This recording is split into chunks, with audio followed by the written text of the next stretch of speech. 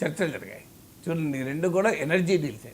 మనం ఏ energy deal అయితే India పైన అటాక్ చేస్తున్నారో ఆ ఎనర్జీ డీల్సే చర్చించారు. ఇది కాకుండా ఇతరత్రా కూడా అమెరికా రష్యాలు బయలెటరల్ ట్రేడ్ ఎలా పెంచుకోవాలి అని చర్చ చెప్పారు. ఎంతమంది చెప్పారు? 20% పెరిగిందని. ఇప్పటికీ అమెరికా రష్యా నుంచి ఫెర్టిలైజర్స్ కొంటుంది. అలాగే యురేనియం ఎగ్జాఫ్లోరైడ్ న్యూక్లియర్ ఇండస్ట్రీలో వాడే మెటీరియల్స్ కొంటుంటారు. పలాడియం అని ఈవీ ఇండస్ట్రీలో వాడతారు, దాన్ని కొంటున్నారు. సో ఇలా రష్యా అమెరికా ట్రేడ్ పెరుగుతోంది. దాన్ని పెంచుకోవాలని అలాస్కా సాక్షిగా చర్చిస్తున్నారు. మరి దీనివల్ల రష్యాకు నిధులు సమకూరు యుద్ధం పెరగదా? సో ఇది మొదటిది. రెండవది, ఉక్రెయిన్కు ఆయుధాలు అమ్ముతూ ప్రతి ఆయుధాలపైన 10 to 15% ప్రాఫిట్ అమెరికా పొందుతుంది, అమెరికన్ కంపెనీలు పొందుతున్నాయి. అంటే ఈ వార్ వల్ల ఎవరు లాభం పొందుతున్నారు? అంటే ఈ వార్ను ప్రొలాంగ్ చేస్తూ American armament industry, Lockheed Martin ఇలాంటి ఆయుధాలు తయారు చేసే పరిశ్రమ బ్రహ్మాండంగా లాభాలు, మీరు వాళ్ళ బ్యాలెన్స్ షీట్లు చూడండి, భారీగా లాభాలు పొందుతున్నాయి. ఈ యుద్ధం వల్ల లాభం పొందుతున్నది అమెరికా, పైగా మోడీ యుద్ధం అని మాట్లాడుతున్నారు.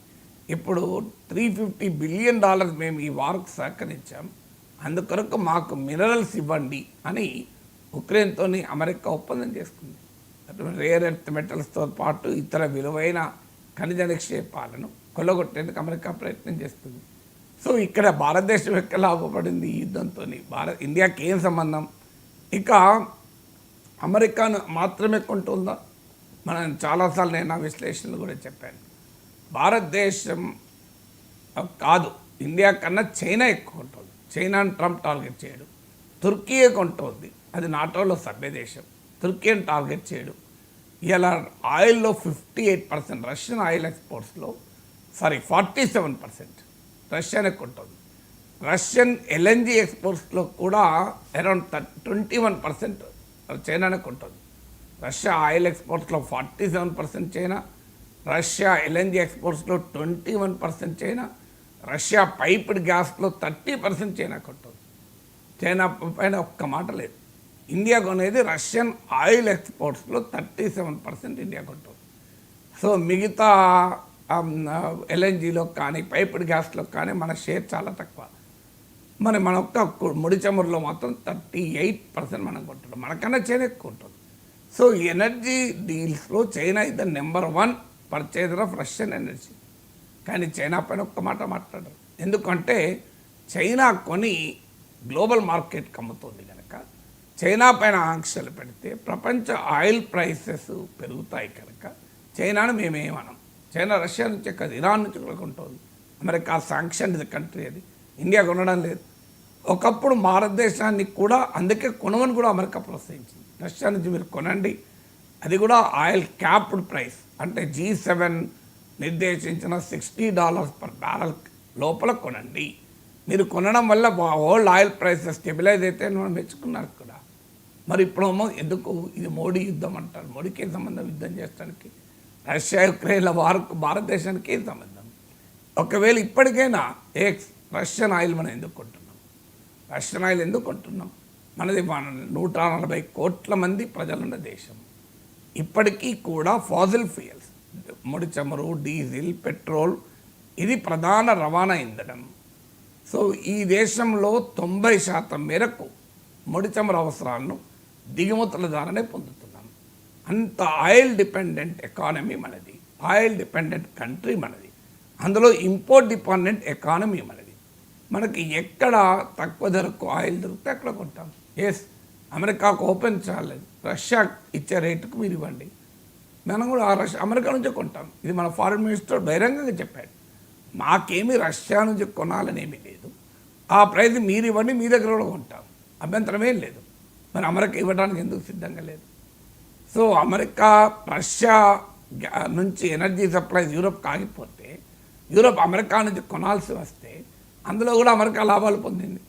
సో అందువల్ల ఇండియా కొనటానికి ప్యూర్లీ మార్కెట్ కంపల్షన్స్ కారణం. ఇక్కడ వారితో ఎలాంటి సంబంధము లేదు.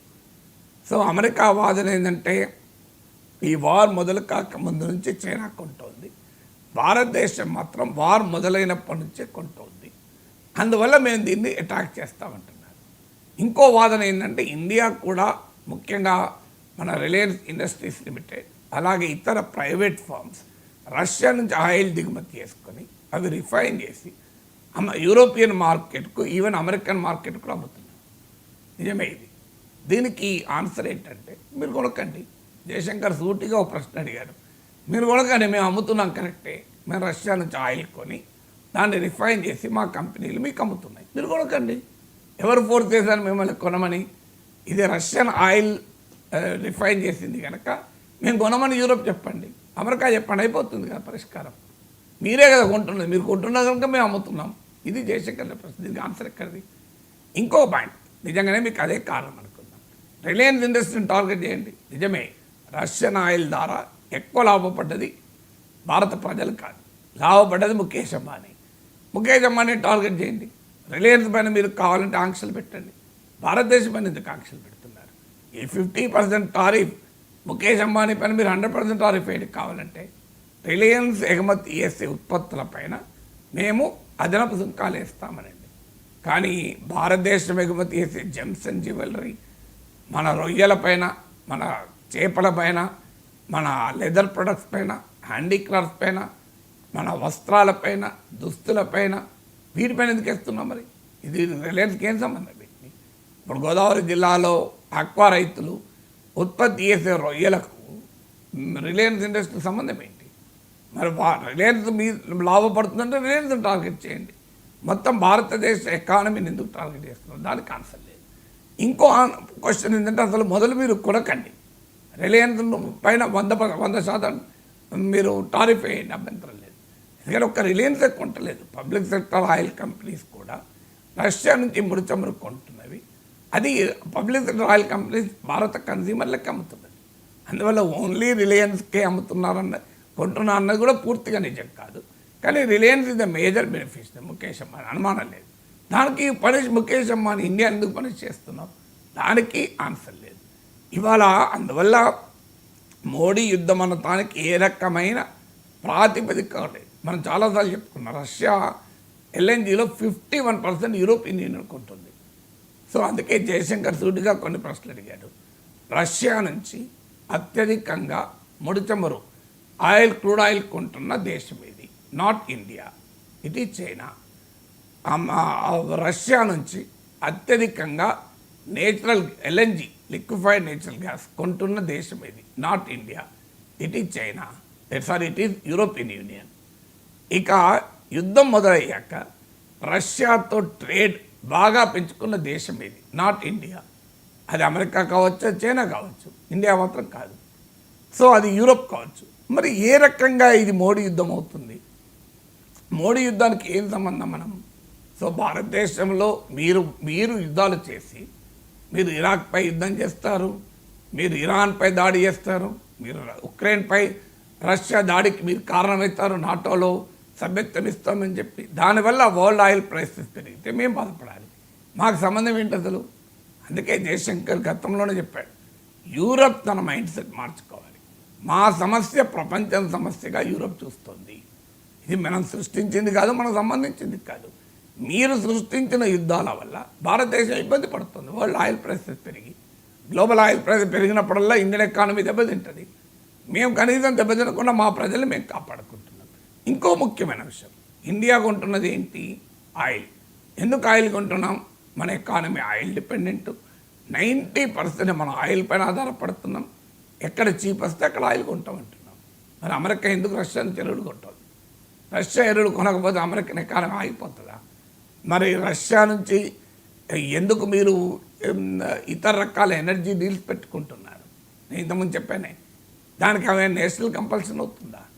సో మీరు రష్యా నుంచి ఉదాహరణకు ఐస్ బ్రేకర్స్ కొంటుంది అమెరికా. మేము ఐస్ బ్రేక్ చేయడం కూడా అమెరికా నేషనల్ కంపల్షనా? మా భారతదేశం రష్యాతో జరిపే ట్రేడ్ ఒక నేషనల్ కంపల్షన్ నిజం, కానీ అమెరికాకు నేషనల్ కంపల్షన్ లేదు. అయినా రష్యాతో ఇవాళ మాకు ఫ్రెండ్షిప్. సోవియట్ యూనియన్ కాలం నుంచి రష్యా ఇది గుడ్ ఫ్రెండ్. సో ఇవాళ ఆయిల్ ఒకటే కాదు, డిఫెన్స్ ఎక్విప్మెంట్ కొనొద్దంటాడు. డిఫెన్స్ ఎక్విప్మెంట్ కొనకపోతే మా దేశాన్ని మనం ఎలా కాపాడుకుంటాం? ఇటీవల ఆపరేషన్ సింధూర్లో అమెరికా ఇచ్చిన విమానాలతో పాకిస్తాన్ మనపైన దాడి చేస్తే F-16లతో కాపాడింది ఏంటి? కాపాడింది రష్యన్ S-400 మిసైల్ డిఫెన్స్. మరి మేము ఎవరి దగ్గర డిఫెన్స్ ఎక్విప్మెంట్ కొనాలి? అమెరికానేమో బైడెన్ ఉండగా $450 మిలియన్ ఇచ్చి, ట్రంప్ వచ్చాక $393 మిలియన్ ఇచ్చి, పాకిస్తాన్కు అత్యాధునిక F-16 యుద్ధ విమానాలు ఇచ్చి భారతదేశం పైకి వస్తుంటే మాకు రష్యా S-400 ఇచ్చి మమ్మల్ని కాపాడింది. మేము రష్యాతో ఉండాలా, అమెరికాతో ఉండాలా? అందువల్ల మీకు డిఫెన్స్ ఎక్విప్మెంట్ కూడా కొనొద్దు రష్యాతో. అంటే ఇవాళ కాదు కదా, రష్యాతో ఉన్న సంబంధం ఇవాళది కాదు. 40 ఏళ్ళ 40 ఇయర్స్ క్రితం మన ఇండియన్ ఆస్ట్రోనాట్ రష్యాతో కలిసి గగనతలంలోకి వెళ్ళారు. మీరు ఎప్పుడైనా తీసుకెళ్లారు అట్లా? మొన్న కూడా శుభాంశు శుక్లా బోలు డబ్బులు కడితే ప్రైవేట్ అది, ఈవెన్ అమెరికా నాసాలో తీసుకెళ్లారా? So Russia helpless. భారతదేశం ఇండిపెండెన్స్ వచ్చాక మన ఆయిల్ ఎక్స్ప్లోరేషన్లో రష్యా సహకరించింది, మన స్టీల్ ప్లాంట్ పెట్టడంలో రష్యా సహకరించింది, ఇండియన్ ఇన్ఫ్రాస్ట్రక్చర్ క్రియేట్ చేయడంలో, ఇండియాలో ఒక ఇండస్ట్రియల్ బేస్ క్రియేట్ చేయడంలో రష్యా సహకరించింది. ఇప్పుడు రష్యాతో కలిసి ఉత్పత్తి చేసిన బ్రహ్మోస్ మిసైల్స్ ఇలా పాకిస్తాన్ వణికిచ్చాయి, గడగడలాడించాయి. మరి అది బ్రహ్మోస్ మిసైల్ వదులుకుంటామా? మన అమెరికా